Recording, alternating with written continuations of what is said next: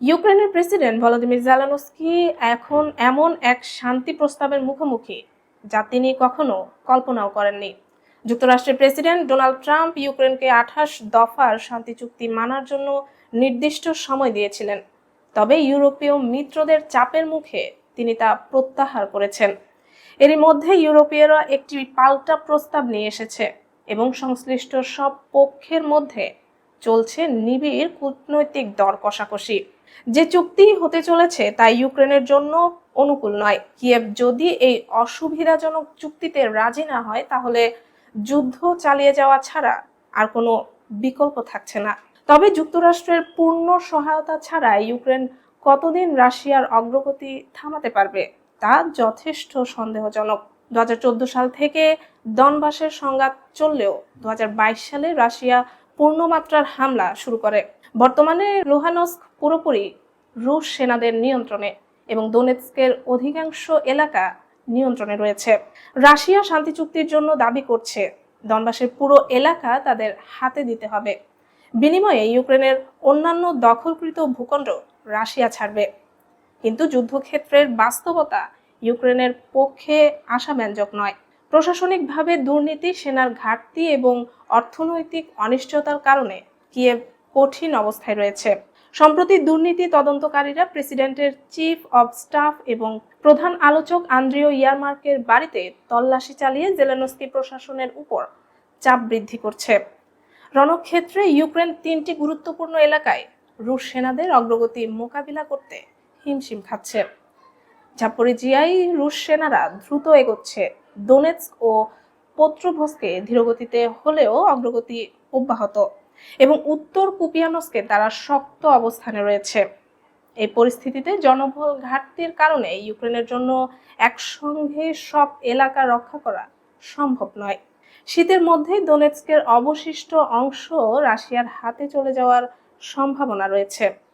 রাশিয়ার ড্রোন হামলা ক্রামাতোরস্কের কাছাকাছি ইউক্রেনের সেনাদের জন্য অতিরিক্ত চ্যালেঞ্জ সৃষ্টি করছে। কিয়েভ এবং তার মিত্রদের আশা মূলত রাশিয়ার অভ্যন্তরীণ অস্থিতিশীলতার দিকে কেন্দ্রিত। তারা চাইছে যত বেশি সম্ভব রুশ সেনারা প্রাণ হারাক এবং যুদ্ধের অর্থনীতি ভেঙে পড়ুক। তবে এমন চেষ্টার ফলাফল অনিশ্চিত, কারণ রাশিয়ার মতো আবদ্ধ সমাজ কতটা ভেঙে পড়বে তা পূর্বাভাস করা প্রায় অসম্ভব। অতীতে 2023 সালে রাশিয়ার ভাড়াটে বাহিনী ওয়াগনার বিদ্রোহ করেছিল, যা 72 ঘন্টার মধ্যে ব্যর্থ হয় এবং বাহিনীর প্রধান ইভগেনি প্রিগোশিন বিমান দুর্ঘটনায় নিহত হন। এই সমস্ত পরিস্থিতির পরিপ্রেক্ষিতে জেলেনস্কির কাছে এখন দর কষাকষির তেমন সুযোগ নেই। ট্রাম্প ক্ষমতায় আসার পর যুদ্ধ বন্ধের উদ্যোগ অনেকটা এগিয়ে গেছে, তাই একটি চুক্তি প্রায় নিশ্চিত। জেলেনস্কির সামনে এখন দুটি পথ: অসুবিধাজনক চুক্তি মেনে নেওয়া বা বড় ঝুঁকি নিয়ে যুদ্ধ চালিয়ে যাওয়া। উইটকফের মস্কো সফরের পর ট্রাম্প ইউক্রেনকে হয়তো নতুন সময়সীমা বেঁধে শান্তি প্রস্তাব মেনে নেওয়ার নির্দেশ দিতে পারেন। এই সংকট মুহূর্তে জেলেনস্কির জন্য সময় ও বিকল্প উভয়ই সীমিত। খ্রিস্টান রোমান ক্যাথলিক চার্চের সর্বোচ্চ ধর্মীয় নেতা ও ভ্যাটিকান সিটির রাষ্ট্রপ্রধান পোপ লিও চতুর্দশ প্রথমবারের মতো মসজিদ পরিদর্শন করেছেন।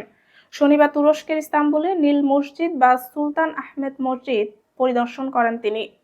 এই পরিদর্শনে তিনি সম্মানসূচকভাবে জুতা খুলে মসজিদে প্রবেশ করেন, তবে প্রার্থনা করেননি।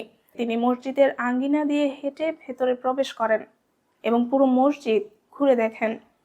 মসজিদটি সপ্তদশ শতাব্দীর অটোমান স্থাপত্যের অনন্য নিদর্শন।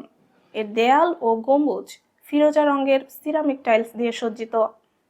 মসজিদের মুয়াজ্জিন আশগিন তুনকা জানিয়েছেন, তিনি পোপকে প্রার্থনার প্রস্তাব দিয়েছিলেন, তবে পোপ বলেছেন তিনি শুধু মসজিদটি ঘুরে দেখবেন। পোপ লিও নীল মসজিদ পরিদর্শনকারী তৃতীয় পোপ। এর আগে 2014 সালে পোপ ফ্রান্সিস মসজিদে 2 মিনিট নীরবে প্রার্থনা করেছিলেন।